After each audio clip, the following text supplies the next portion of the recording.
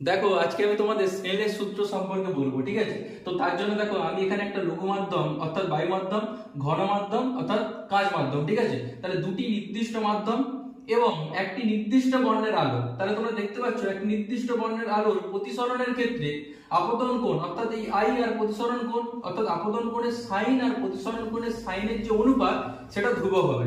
অর্থাৎ কি হবে না, সাইন আই বাই সাইন আর সমান হচ্ছে যে ধ্রুবক হবে। আর ধ্রুবক মানে এটাকে মিউ দ্বারা ডিনোট করা হয়, আবার মিউ মানে কিন্তু হচ্ছে যে প্রতিসারাঙ্ক।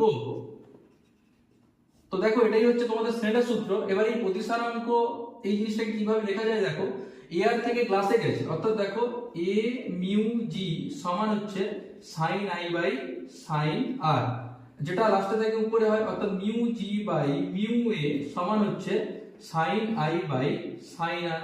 আশা করি তোমরা বুঝতে পারবে।